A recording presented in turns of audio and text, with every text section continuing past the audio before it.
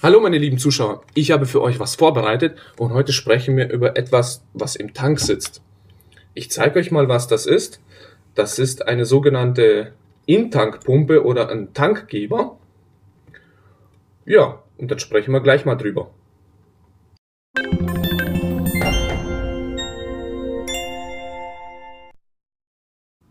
So, dann legen wir auch gleich los.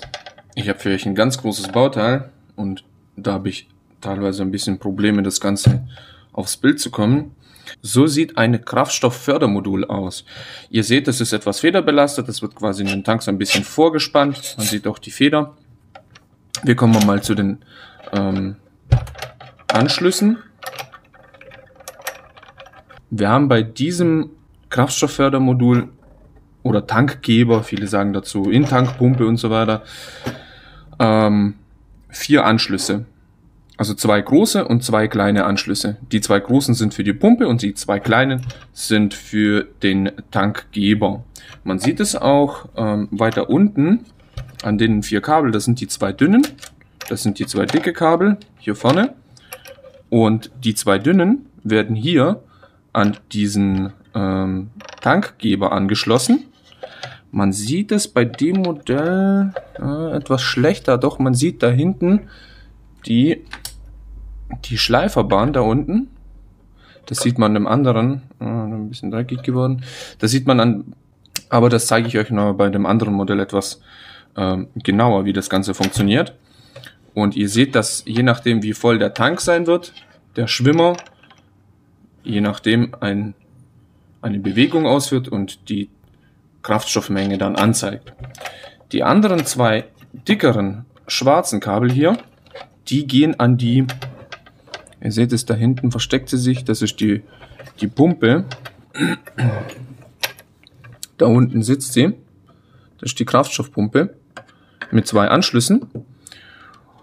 Und die fördert den Kraftstoff mit einem Druck, also wir haben unterschiedliche Drücke, ich sag mal von 0,3 bis 4, 5 Bar, je nachdem, so das gängigste sind meistens 3 Bar.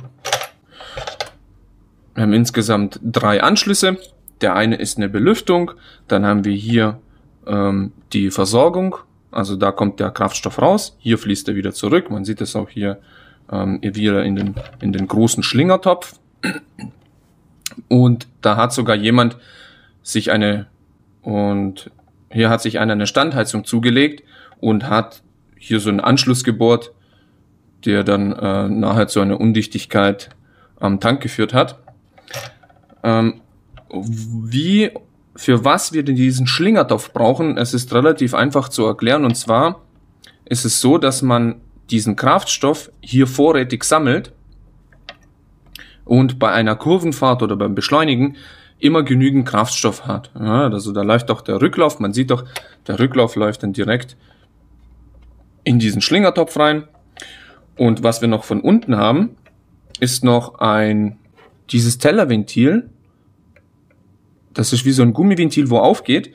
Das sorgt dafür, dass Kraftstoff von unten hochdrückt und quasi den Schlingertopf füllen kann, aber nicht zurücklaufen. Und wir haben einen integrierten Filter noch eingebaut, und das ist dieses große Gehäuse da drin. In diesem Gehäuse ist noch ein Kraftstofffilter integriert. Und die nächste Generation vom Kraftstofffördermodul oder Tankeinheit ist folgende. Ihr seht, es ist relativ ähnlich aufgebaut, auch ein Schlingertopf. Wir haben hier sogar besser zu sehen ein Druckregelventil für den Kraftstoffdruck. Wir haben wieder diese 2 Anschlüsse da vorne. Einmal die dünnen für das Potty. Hier sieht man das auch schön. Hier kann man dann, sind die unterschiedlichen Bahnen, die dann der Potty berührt. Ihr seht, jetzt steigt der Kraftstoffstand an, jetzt sinkt er wieder und je nachdem berührt der Potty die unterschiedlichen Schleiferbahnen und gibt dann dem Kombi-Instrument dann den Tankstand an. Wieder federbelastet, also dass das auf Spannung bleibt. Was komisch ist, also klar, wir haben diese 4 Anschlüsse, aber dieses Tankmodul hat jetzt bloß einen Anschluss. Wir sehen, es gibt bloß einen Anschluss und keinen Rücklauf. Und zwar ist es so, dass die nächste Generation es so gestaltet hat, dass die gesagt haben, okay, wir brauchen ein Kraftstoffpumpensteuergerät. Das Kraftstoffpumpensteuergerät fördert bedarfsgerecht den Kraftstoff. Und das ist der Vorteil der Energieeinsparung. Also wir haben quasi eine Pumpe, die lebt länger, die ist nicht so schnell defekt und wir haben bedarfsgerechte Förderung. Hier seht ihr auch in der Mitte die Pumpe, die da drin sitzt und auch wieder typisch da unten dieses kleine Tellerventil. Und vom Aufbau her ist es immer das Gleiche. Auch wieder der Druck wird geregelt, je nachdem wie viel wir haben. Und das heißt, wir sparen uns auch eine Rücklaufleitung, die dann zurück in den Tank fließt. Und dieses Kraftstofffördermodul macht es folgendermaßen, das fördert einfach zu viel Sprit und füllt sich quasi selbst in diesem Schlingertopf. Und zur Problematik, ja, es ist unter anderem bekannt, es gibt, ja, ich sag mal, ab und zu schon mal Probleme mit diesen Pumpen, ja. Die kann man teilweise einzeln tauschen, manchmal braucht man die komplette Einheit. Und wie sich das feststellt oder wie sich das bemerkbar macht, das Fahrzeug fällt halt aus, es läuft nicht mehr oder geht aus oder hat nicht genügend Leistung. Wir können das messen, indem wir eine Spannungsversorgung messen, aber keinen Kraftstoffdruck an dem Anschluss haben. Und dann stellen wir fest, okay, wir haben keine Förderung von der Pumpe aus.